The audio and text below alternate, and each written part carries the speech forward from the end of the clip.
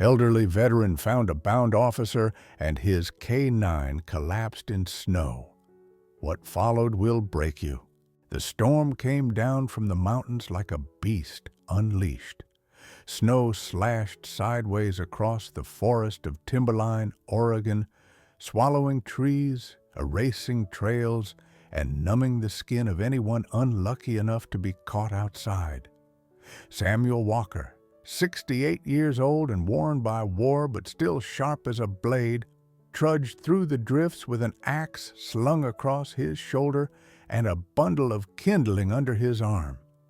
His cabin was half a mile back, tucked against the pines, a place where silence usually meant peace. Tonight, the silence was broken. At first, it was nothing more than a flicker in the storm, a dark patch against the blinding white. Samuel narrowed his eyes, his instincts prickling. He had learned long ago to listen to the whispers of the wilderness. Dropping the kindling, he advanced slowly, every sense alive, scanning for traps. What he found stopped his breath. Two bodies lay crumpled in the snow. One man, one dog. The man was young, mid-30s, his police uniform torn and soaked with blood. His wrists and ankles were bound with coarse rope, and a ragged note pinned to his chest read in smeared ink, "This is the end for those who don't obey." His lips were blue, his breathing shallow, each exhale more fragile than the last. Beside him lay a German shepherd, powerful even in collapse, his muzzle flecked with ice, his sides heaving in slow, desperate rhythm. A rope had cut deep into his neck, where he had fought to break free. Even half dead, the dog's body angled protectively toward the officer, as if ready to shield him from one more blow. Samuel dropped to his knees. With the precision of a soldier, he swept the snow with his eyes, searching for enemy tracks. There were boot prints leading into the trees, but none circling back. Whoever had done this had left them to die in the blizzard. He pulled his hunting knife and cut the ropes free, first from the dog, then from the man. The dog's eyelids fluttered, a faint growl vibrating in his chest, as if warning Samuel not to come too close. Samuel placed a steady hand on the shepherd's side, his voice low and steady. "Easy, soldier. I've got you now." The man gave a weak gasp, his head rolling back. Samuel stripped off his own heavy coat, wrapping it around the officer's body. He hoisted the dog across his shoulders, muscles straining, and staggered toward his truck through the screaming wind. He would come back for the man, but first he had to get one of them warm enough to survive. What Samuel didn't yet know was that this frozen night would draw him into a war he thought he had left behind, and that the loyalty he had just witnessed, the bond between a wounded officer and his battered dog, was only the beginning of something far greater. The mountains of Timberline had always been Samuel Walker's refuge. After 30 years in the Special Forces, he had returned to Oregon not to be near people, but to be far from them. His cabin, built with his own hands from pine and stone, sat in a clearing where the deer grazed in summer and the snow fell heavy in winter. For Samuel, the silence of the forest was not loneliness, but survival. He woke with the dawn, chopped wood for the fire, and carried scars that no one asked him to explain. At 68, Samuel's body bore the map of his past: a bad knee from a fall during a mission, a scar across his jaw from shrapnel, a hand that trembled when storms reminded him of gunfire. He rarely spoke of the war. Instead, he carried it in the rhythm of his days, in the way he scanned tree lines before stepping outside, in the habit of locking doors even when no one came for miles. When he dragged Officer Ryan Cole and his K-9 partner through the cabin door that night, the wilderness shifted. Ryan was younger, perhaps 35, his face pale against the firelight, lips cracked, wrists raw from rope burns. His dark hair was matted with blood where a blow had split the skin. Samuel laid him gently on the cot, layering blankets and pressing a hot water flask against his chest. Ranger lay curled on the rug, his body shaking, his breathing shallow, but his amber eyes never left Ryan. Even half dead, the dog's loyalty clung to him like a second skin. Samuel recognized that look. He had seen it in battlefields, when soldiers refused to abandon their wounded, when men crawled through gunfire just to reach each other. It was a bond that defied reason, one forged in trust and survival. As dawn broke and the storm eased, the cabin filled with the smell of boiling coffee and the crackle of firewood. Ryan stirred, his eyes flickering open. Confusion clouded his gaze until memory hit, and he struggled to sit upright. Ranger's tail thumped weakly at the sound of his voice. "You're safe," Samuel said, steady but firm, pressing him back against the cot. "Name's Walker. You were left to die out there, you and your partner." Ryan's voice was hoarse, cracked from cold. "Ranger, he's alive," Samuel cut in, "but barely. You both need rest?" Ryan's shoulders sagged, but relief softened his face as Ranger crawled closer, pressing his muzzle against Ryan's hand. Despite the bandages Samuel had hastily wrapped, the dog's strength of will was undeniable. Ryan stroked his ears, whispering something only Ranger could hear. Later that morning, the door creaked open, and Samuel turned sharply, his hand going instinctively to the rifle propped near the wall. But it wasn't an enemy. Clara Miles stepped into the cabin, a basket slung over her arm. Snow dusted her wool hat, her cheeks pink from the cold. "Samuel, I brought seed for the jays." She stopped short, eyes widening at the sight of Ryan and Ranger. The basket nearly slipped from her hand. "Close the door," Samuel ordered. His tone was sharp, but not unkind. Clara obeyed, setting the basket down carefully before kneeling beside the dog. "Oh, you poor boy," she murmured, brushing her fingers lightly over Ranger's flank. She looked up at Samuel, worry etched in her brow. What happened? Samuel hesitated, his instinct for secrecy at war with the need for help. Clara was not a soldier, not law enforcement. She was a wildlife volunteer who delivered food for birds, patched up foxes hit by cars, and carried a quiet strength Samuel had come to respect. But her presence now felt like more than coincidence. Ryan answered before Samuel could. "I'm Detective Ryan Cole, Timberline Police, Narcotics Division. I was following leads on a cartel operation. They call themselves the Iron Hawks. They caught me, wanted me gone." His jaw tightened as he glanced at the note Samuel had found in the snow. Someone inside the department tipped them off. Someone I trusted. Clara's hand stilled on Ranger's fur. "A mole? In the police?" Ryan nodded grimly. "And if they're willing to dump us in the storm like that, it means we're too close to something they can't risk losing." Silence settled in the cabin, broken only by the pop of the fire. Samuel leaned against the table, arms crossed. He had sworn off other people's wars when he left the military, but staring at Ryan's hollowed eyes, at the battered dog whose body trembled with loyalty, he knew the choice had already been made for him. Clara looked between them, her voice steady despite the fear flickering in her eyes. "If they're hunting you, they'll come again.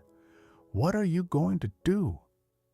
Samuel exhaled slowly, his gaze drifting to the snow still falling outside.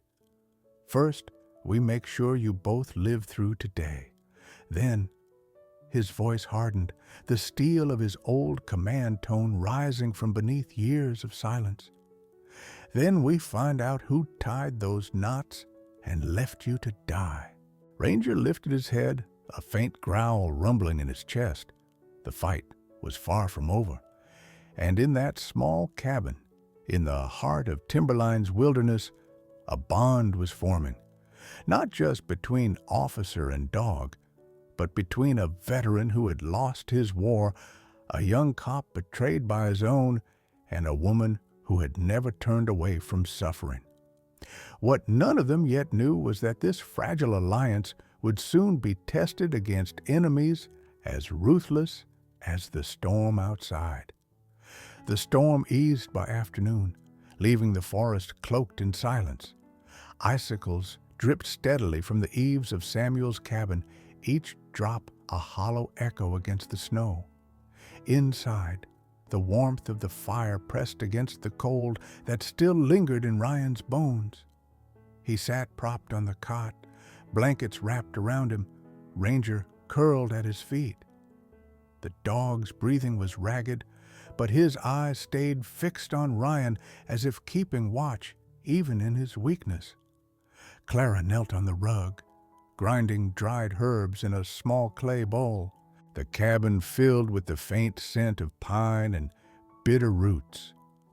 She pressed the mixture gently against Ranger's wounds, whispering softly. The shepherd flinched, then stilled, his ears twitching at the sound of her voice. "You've done this before," Ryan said hoarsely, watching her hands. Clara smiled faintly, though her eyes stayed focused on her work. "I've patched up owls hit by cars and foxes caught in traps. Not quite the same, but pain is pain. He knows I'm trying to help." Ryan reached down, his fingers brushing the thick fur at Ranger's neck. "He does. Ranger doesn't trust easily. If he lets you touch him, it means something." For the first time since entering the cabin, Clara looked at Ryan directly. His face was pale, lined with exhaustion, but his expression carried the weight of someone who had lived too long in mistrust.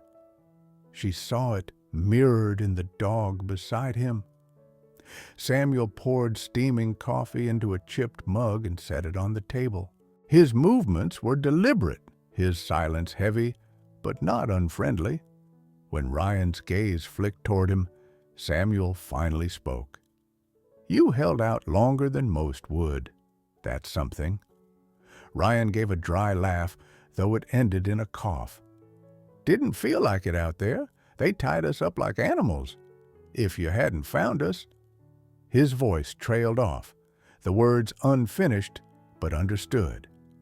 Samuel didn't reply. He didn't need to. Instead, he stirred the fire, his eyes flicking to Ranger. The dog shifted, laying his head on Ryan's lap, letting out a soft whine. Ryan stroked his ears, his voice breaking. "You stayed with me, buddy. Even when you couldn't move, you stayed." The rawness of the moment filled the cabin. Clara lowered her gaze, blinking against the sting in her eyes. Samuel, hardened by decades of war, felt a tug deep in his chest he hadn't allowed himself in years. Loyalty that pure was something he had seen men die for, and here it was, alive in the bond between officer and dog. Later, when Ryan tried to stand, his legs buckled. Samuel caught him under the arm, steadying him with surprising strength. "Easy," he muttered. Ryan gave a faint smile. "Guess I'm not much use right now." "You're alive," Samuel said simply. "That's enough." Clara brewed a thin soup from vegetables she'd carried in her basket. She ladled some into a bowl and handed it to Ryan, who accepted it with hands still trembling. Ranger nudged closer, his nose brushing Ryan's wrist. Ryan chuckled weakly, dipping a finger into the broth and letting the dog lick it clean. Clara watched the exchange with a softness Samuel rarely saw in people anymore. "He loves you," she said quietly. Ryan's throat tightened. "He's all I've got." "No," Samuel corrected, his voice steady. "Not anymore." The words hung in the air, surprising even him. But in that small cabin, beneath the weight of snow and silence, they began to mean something. Clara glanced at Samuel, her eyes lingering on the veteran's lined face, then at Ryan, pale but alive, and at Ranger, battered but unyielding. A strange sense of belonging settled over them, fragile yet undeniable. That night, as the fire burned low and the storm outside finally broke, Clara left the cabin to return to her cottage, promising she would be back at first light with more herbs. Ryan dozed on the cot, his hand resting on Ranger's neck. Samuel sat in his chair, rifle across his lap, watching over them both. He told himself it was just caution, just the old instincts that never died. But when Ranger's eyes flicked open, locking with his in the firelight, Samuel felt the truth stir inside him. Against his will, against his careful solitude, a bond was forming, not just with the officer and his dog, but with the fragile hope that maybe, just maybe, he wasn't done fighting for something worth saving. The storm had cleared, but the mountains still held their silence like a blade. Snow lay heavy on the branches outside, muffling every sound.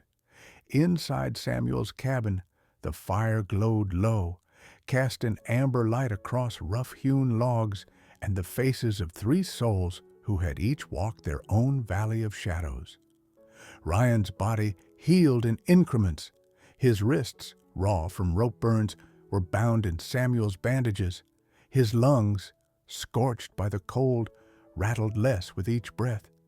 Yet his eyes, the gray-blue eyes of a man who had once believed in the badge he wore, remained clouded. He rarely spoke unless pressed. It wasn't physical weakness that chained his tongue, but the memory of betrayal. Samuel recognized that silence. He had carried it once too. After watching men he trusted fall to bullets he couldn't stop. After burying comrades whose names he still whispered in his sleep. One night, when Clara had gone back to her cottage and the forest was quiet, Samuel poured 2 cups of strong coffee and set one beside Ryan's cot. "You want to tell me what really happened?" His voice was steady, but his eyes held the weight of a man who had no time for lies. Ryan lifted the cup with trembling hands, stared into the black liquid, then finally spoke. "The Iron Hawks. They've been running narcotics through Timberline for years. We all knew it. But I started finding trails too clean, shipments that vanished before we could intercept them. I thought I was just unlucky until I realized someone was feeding them our moves." "Someone inside," Samuel said. Ryan nodded. His jaw tightened. "Lieutenant Carl Donovan, my own commanding officer. He signed off on every patrol schedule, every highway checkpoint. I trusted him. He called me his protege, and all the while, he was selling us out."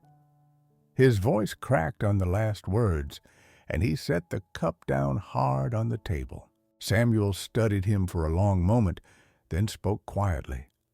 "Trust is a dangerous currency. Once it's stolen, you don't spend it again so easily." Ryan met his gaze. "You know that from experience?" It wasn't a question. Samuel leaned back, the chair creaking. The firelight carved deep lines into his face. "I watched men bleed out in jungles and deserts because someone back at a desk moved the wrong piece on the board. Friendly fire, bad intel, politics dressed up as orders. I buried brothers, and when I came home, I buried my wife too. Cancer didn't care that I was a soldier. By the time I laid the last stone on her grave, there wasn't anything left of me worth giving to the world." He let out a bitter laugh, though it carried no humor. "So I came here, figured the mountains wouldn't lie." The silence that followed was thick, broken only by the pop of a log collapsing into embers. Ryan lowered his head, his voice rough. "Guess we both came here to be forgotten." A sound broke the stillness, a low whine. Ranger shifted from the rug, dragging himself closer until his head rested on Ryan's knee. His amber eyes glistened, reflecting the firelight. Ryan stroked his ears, his voice softening. "But he never forgot me, not once." Samuel watched the two of them, something tugging at him. "How long have you had him?" 3 years. He was my first partner. Before me, he worked with another handler, DEA. The man was killed in a raid gone bad. Ranger wouldn't leave the body. They said it took 2 men to drag him away." Ryan's hand trembled as it moved through the thick fur. "They were going to retire him, maybe even put him down because he refused to work with anyone else. But when I met him, he looked at me, just looked, and I knew he was giving me a chance. Like maybe he saw I was broken too." Samuel felt his throat tighten, unbidden memories flooding back. The face of his own sergeant, the one who had dragged him out of enemy fire at the cost of his own life. The bond between men, the bond between man and dog, it was the same truth. Loyalty that defied death itself. When Clara returned the next morning, carrying a basket of bread still warm from her stove, she noticed the shift. Ryan spoke more freely. Samuel listened without the edge of suspicion, and Ranger's tail thumped softly at her approach. She sat on the floor, letting Ranger rest his head in her lap as she checked his wounds. "You've carried too much for too long," she said softly, looking up at the 2 men. "Both of you. Maybe fate dragged you together in that storm so you wouldn't have to carry it alone anymore." Samuel scoffed, but not unkindly. "Fate doesn't usually come with a note pinned in blood." Clara met his eyes, unwavering. "Maybe it comes however it has to." Ryan managed a faint smile, the first Samuel had seen. He looked down at Ranger, whose breathing had steadied, whose gaze stayed locked on his own. "He saved me. Even tied up, half dead, he stayed. Maybe that's all the proof I need." Samuel said nothing, but in his chest something long buried shifted. For years he had told himself he was done with battles, done with faith. Yet in his cabin now were 2 men, one human, one dog, whose loyalty had refused to die even in the snow. And beside them was Clara, her quiet presence like a thread stitching them together.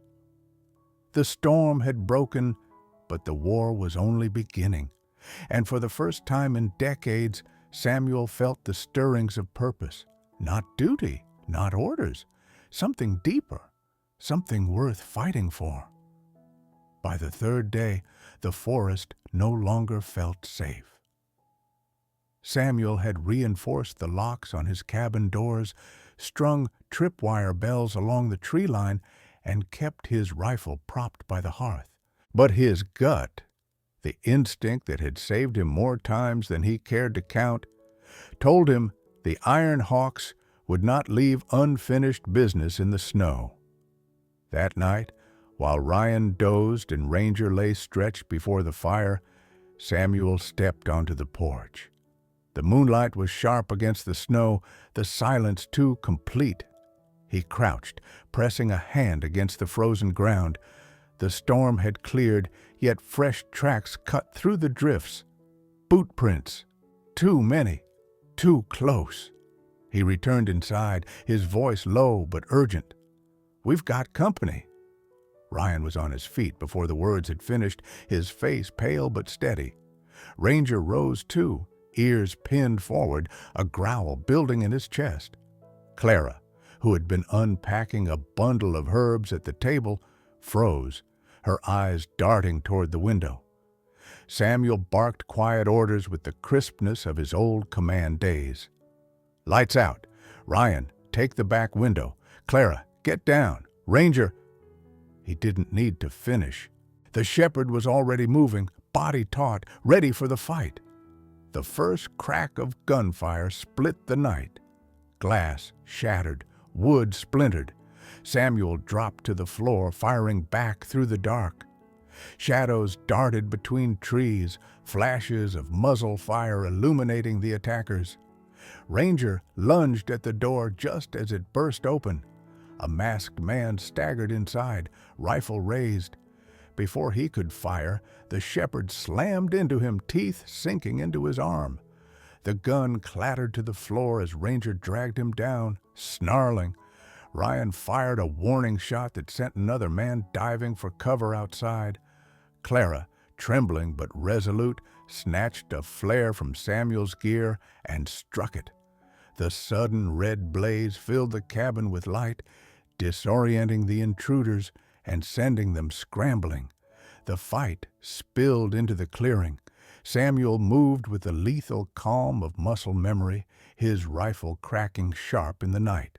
Ryan, still weak but driven by fury, tackled one of the hawks, slamming him into the snow. Ranger darted between them, launching at a second man who had circled a flank. The dog's jaws clamped down on the attacker's leg, forcing a scream into the night. Clara dragged one of Samuel's warning bells into the open and hurled it, the clang echoing like an alarm across the woods. For a moment, it sounded as though reinforcements were coming, and hesitation rippled through the attackers. That hesitation saved them. Samuel seized the moment, pinning one man with the butt of his rifle. Ryan disarmed another with a sharp blow. Ranger stood over the last, teeth bared, blood flecking his muzzle. The surviving hawk froze, hands raised, chest heaving. Samuel pressed the rifle to the man's shoulder. "Talk!" The man spat blood into the snow, his voice shaking. "You're dead already. Kane Miller will see to it. He runs the Hawks. Your precious Lieutenant Donovan, he's his man on the inside." Ryan's breath caught, fury twisting his features. "Donovan," he whispered, as though the name itself was poison. The man sneered. "You'll never make it out of Timberline alive." Samuel's finger hovered over the trigger, but Ryan stepped forward. "No, we need him breathing." His voice was ice. "He's proof." They bound the prisoner with rope and dragged him inside. Clara tended to Ranger's bleeding flank, her hands trembling but sure. The dog winced but never pulled away, his amber eyes locked on Ryan as though nothing else existed. When silence finally settled again, Samuel leaned against the table, his chest heaving. "It's worse than I thought," he said. "Kane Miller runs the Hawks. Donovan shields him from the law. And now they know we're alive." Ryan's jaw clenched. "Then we stop hiding." Outside, the forest stood still, but Samuel could feel the storm building again. They had survived the ambush, but the real fight had only begun.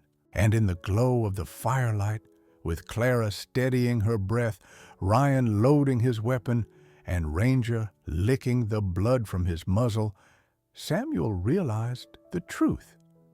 This was no longer just their fight. It was a war. The prisoner's confession spread like wildfire through Samuel's mind. Kane Miller, the ruthless leader of the Iron Hawks, was moving shipments through Timberline under the protection of Lieutenant Carl Donovan, the very man sworn to uphold the law. The betrayal stung Ryan like shrapnel, but it also lit a fire in his chest. He would not let Donovan bury them in silence again. By dawn, Samuel had transmitted the recovered SIM card and USB to Marcus Doyle, Ryan's trusted friend from the FBI. Doyle's reply was immediate. "Stay alive until nightfall. We're coming." That night, the storm returned, not of snow, but of men. The FBI's convoy rolled into timberline under cover of darkness, headlights cut low. They moved swiftly toward a warehouse at the edge of town, a place Samuel had scouted years ago when he still walked the forest like a soldier. Now, it served as the Hawks' stronghold. Inside the cabin, Ryan strapped on his holster with steady hands. Clara tightened Ranger's bandages, her face pale, but her resolve unwavering. Samuel checked the chamber of his rifle, the movements fluid, automatic. "Once we go," he said, his voice gravel, "there's no turning back." Ranger stood, scarred and limping, but his tail flicked once. His amber eyes blazed with the kind of determination only loyalty could fuel. The warehouse stank of oil and smoke. Stacks of crates lined the walls, each marked with false shipping labels. And at the center stood Kane Miller, broad-shouldered, his coat lined with fur, his eyes sharp as glass. At his side, grinning as though he owned the world, was Lieutenant Donovan. Ryan froze, the betrayal raw all over again. "You," he spat. Donovan smirked. "Should have taken the warning, Cole. Some of us know which side pays better." The standoff shattered when gunfire erupted. FBI agents swarmed the building, flashes of light cutting through the dark. Samuel barked orders, his voice carrying above the chaos. Clara ducked behind crates, clutching a flare gun, her eyes fixed on Ranger. Then Donovan revealed the true depth of his rot. Dragging a boy no older than 10 from the shadows, he pressed a pistol against the child's temple. The boy's face was pale, his eyes wide with terror. "Back off, or the kid dies!" Donovan roared. Time froze. FBI rifles wavered, agents shouting for him to drop the weapon. Ryan's heart pounded, his finger trembling on the trigger. He couldn't risk the boy's life, but Ranger could. With a guttural bark that split the air, the shepherd launched forward. His body was a blur of fur and fury, his jaws clamping onto Donovan's arm. Before the man could fire, the gun went off, the shot sparking harmlessly into the rafters. Donovan screamed, staggering as Ranger's weight dragged him down. Ryan surged forward, slamming his fist across Donovan's jaw. The lieutenant crumpled, bloodied and howling, the child torn free into Clara's arms. Across the room, Kane Miller tried to flee, drawing his weapon, but Samuel's rifle cracked once, precise and final. Miller collapsed among his crates of contraband, the empire of the Iron Hawks crumbling in an instant. When the smoke cleared, cheers echoed through the warehouse, but Ryan didn't hear them. His eyes were locked on Ranger, who had collapsed on the concrete, his chest heaving, blood soaking through his bandages where Donovan's struggle had torn them open again. Ryan dropped to his knees, his hands frantic, pressing against the wound. "Stay with me, buddy. Please, not like this." Ranger's amber eyes met his, glassy but fierce. He licked Ryan's trembling hand, a gesture of trust, of final reassurance. Clara knelt beside them, tears streaking her cheeks. "He saved that boy. He saved all of us." Samuel placed a steady hand on Ryan's shoulder. His voice was quiet, but it carried the weight of truth. "Heroes don't choose the easy fight. They choose the necessary one, and he chose you." Medics rushed in, lifting Ranger carefully onto a stretcher. Ryan clung to his paw until the last possible second, whispering, "You're my brother. You hear me? My brother." As the warehouse lights flickered and the FBI secured their prisoners, the echoes of Ranger's courage filled the silence. They had won, but victory carried its price. And in that moment, with blood on his hands and hope trembling in his chest, Ryan understood. Loyalty could break you, but it could also save you. Spring crept slowly into Timberline. Snow melted into rivulets that sang down the mountainsides, and the forest floor stirred with the first shoots of green.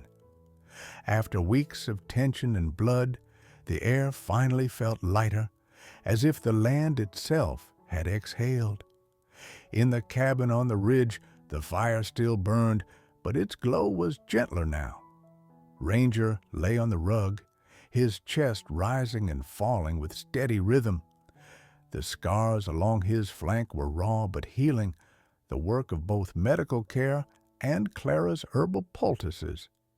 His tail thumped lazily against the floor when Ryan entered, the sound like a heartbeat of reassurance. Ryan crouched beside him, one hand resting on the shepherd's neck. "You scared the hell out of me," he whispered, "but you came back. You always come back." Ranger's eyes flicked open, warm and amber, as if to say, "I told you I would." Justice had not waited long.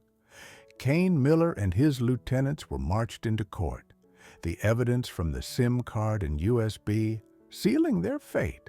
Lieutenant Carl Donovan sat shackled beside them, his smirk gone, his betrayal laid bare for all to see. Ryan testified with a voice steady but edged with fire, his words exposing the rot that had nearly killed him. When the verdict was read, guilty on all counts, the relief that swept Timberline was palpable. Samuel sat quietly in the back of the courtroom that day, his weathered face unreadable. But when Ryan sought him afterward, Samuel clasped his hand firmly, his voice gravel but sure. "You fought your war, Cole, and you won." Clara remained a constant presence, her quiet resilience binding the fractured edges of them all. She visited Ranger daily, her laughter lightening the cabin, her hands gentle as she checked his wounds. It was she who first suggested they gather on the porch one morning, mugs of coffee steaming in the chill, to watch the sunrise. The four of them, veteran, officer, healer, and dog, stood shoulder to shoulder as the horizon burned gold. The world felt fragile, yes, but alive in a way Samuel hadn't felt in decades. For Ryan, the betrayal of Donovan still cut deep, but standing there with Ranger pressed against his leg, Clara smiling faintly, and Samuel solid as the mountain itself, he knew betrayal hadn't won. Loyalty had. Clara's voice broke the silence. Maybe this is what survival really means. Not just living through the storm, but finding people to stand with when it clears. Samuel's lips tugged into the barest hint of a smile. People and dogs. Ranger barked once, sharp and joyful, the sound carrying across the valley like a promise. As the sun rose higher, painting the snow caps in fire, Ryan whispered what all of them knew in their bones. Not all heroes wear badges, not all warriors carry rifles. Some walk on four paws, leaving paw prints in our hearts long after the snow is gone. And in that moment, Timberline felt at peace.